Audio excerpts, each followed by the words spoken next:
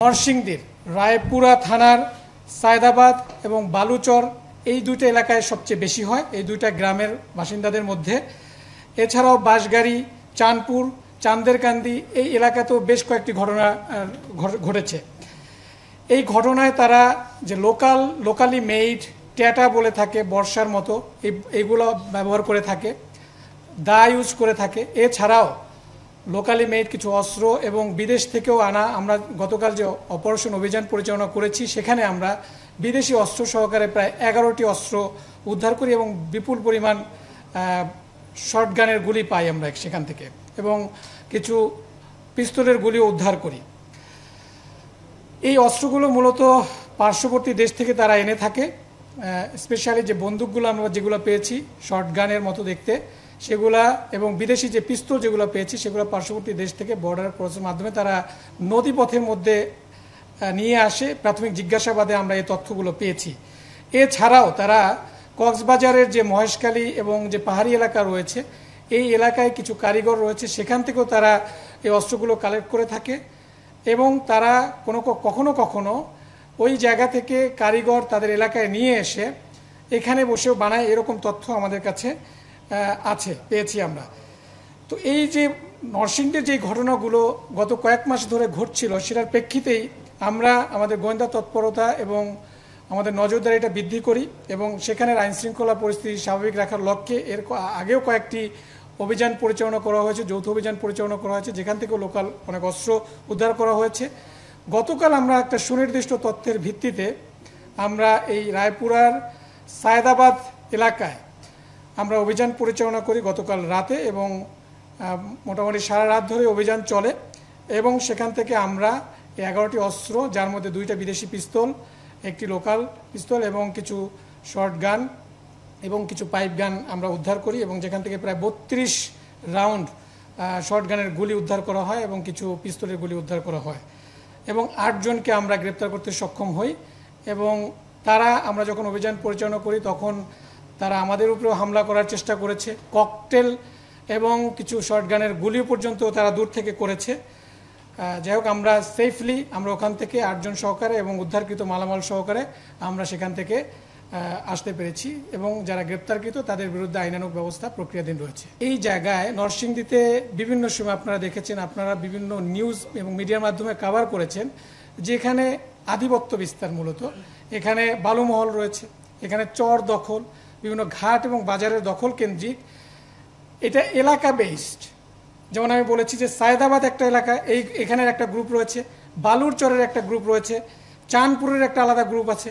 এই গ্রুপে তাদের যে বালুমহল দখল, জমি দখল, চর দখল, ঘাট দখল নিয়ন্ত্রণকে কেন্দ্র করেই তারা মূলত এই সংঘর্ষগুলো ঘটিয়ে থাকে। পলিটিক্যাল তো কারো না কারো আছে, আপনিও তো নিশ্চয়ই কোনো না কোনো দলের সমর্থন করেন বা কারো না কোনো মতাদর্শের থাকেন, বাট যে অপরাধ করে থাকে সে কোন পলিটিক্যাল দলের এটা দেখার বিষয় আমাদের না। আমি সবসময় বলে থাকি একটা জিনিস, সে অপরাধী কিনা, সে কোন দলের বা কোন রাজনৈতিক মতাদর্শের, এটা আমাদের আইনশৃঙ্খলা বাহিনীর দেখার বিষয় না। আমরা এখনো এই ধরনের পাইনি, যেহেতু আমরা অভিযান করেই এই ব্রিফিংটা করছি। পরবর্তীতে তদন্তের মাধ্যমে এটা আরও বিস্তারিত বেরিয়ে আসবে। যে সংস্থায় মামলা তদন্ত করবে তারা হয়তো ডিটেলস আকারে আপনাদেরকে জানাবে। আমাদের র্যাব 11-এর এরিয়াটা হচ্ছে যে এরিয়া, আমার 7টা ডিস্ট্রিক্ট, এই এরিয়ায় অভিযান সাধারণত আমরা পরিচালনা করে থাকি। আর যে আসামিগুলোকে ধরা হয়েছে তাদের কাছ থেকে প্রাথমিক জিজ্ঞাসাবাদে এটা পাওয়া গেছে যে এইসব জায়গা থেকে তারা কোথা থেকে অস্ত্র পায়, তারা প্রাথমিক জিজ্ঞাসাবাদে এই তথ্যগুলো দিয়েছে। এবং আমাদের অন্য জায়গায় কিন্তু অভিযান পরিচালনা করে থাকে, যেমন আপনারা জানেন কয়েকদিন আগে চট্টগ্রাম থেকেও কিন্তু বেশ কিছু অস্ত্র উদ্ধার করা হয়েছে। এর আগেও আমরা কিন্তু ছোট ছোট আকারে অস্ত্র, বিদেশি পিস্তল আমাদের এলাকায় কুমিল্লা থেকে, নোয়াখালী থেকে উদ্ধার করা হয়েছে। সো অভিযান কিন্তু সারা বাংলাদেশেই চলমান রয়েছে এবং অভিযানে কিন্তু আমাদের অস্ত্র উদ্ধার হচ্ছে। সো এটা একটা চলমান প্রক্রিয়া। অস্ত্র যদি দুষ্কৃতিকারীদের কাছে থাকে, এই অস্ত্রটা বিভিন্ন, ইটস নট অনলি যে শুধু আধিপত্য বিস্তারকে, সে বিভিন্ন অরাজকতা সৃষ্টির কাজে এটা ব্যবহার করতেই পারে। সেটাতে দেশের অস্থিতিশীল পরিস্থিতি বলেন, রাজনৈতিক প্রভাব বলেন, এই জায়গায় ব্যবহার করাটা এটা স্বাভাবিকভাবে যদি অস্ত্র থাকে। এই জন্যই আমরা যেটা করছি যে অস্ত্রগুলো উদ্ধারের জন্য বিশেষ অভিযান পরিচালনা শুরু করেছি বা করছি, এবং আমাদের বেশ কিছু অস্ত্র, এবং গত মাসেও আমরা বেশ কিছু র্যাব 11, আমি বলবো যে আপনাদের প্রায় 13টার মতো বিদেশি অস্ত্র উদ্ধার করেছি আমরা বিভিন্ন জেলা, আমাদের দায়িত্বপূর্ণ এরিয়া থেকে। সো আমাদের অস্ত্র উদ্ধার অভিযান চলমান রয়েছে যেন এই অস্থিতিশীল পরিস্থিতি সৃষ্টি করতে না পারে। একটা মামলা যখন তদন্ত থাকে এটা অবশ্যই তদন্ত শেষে আপনাদেরকে বিস্তারিতভাবে জানানো হবে। এখন এটা তদন্ত প্রক্রিয়াধীন মানে চলমান রয়েছে এবং আমাদের অনেক ডেভেলপমেন্টও আছে। আমরা অতি শীঘ্রই এটার দিয়ে দিব আশা করছি ইনশাল্লাহ। সো টিল দ্য টাইম তদন্ত শেষ না হচ্ছে ততক্ষণ পর্যন্ত আপনাদের একটু অপেক্ষা করতে হবে। ফ্যামিলির সাথে আমাদেরও যোগাযোগ হচ্ছে, আমরা যোগাযোগ বলতে আমরা তাদের সাথে আপনাদেরও যেমন বলছে আমরাও তাদের সাথে সবার সাথে আমরাও মেনটেন করছি।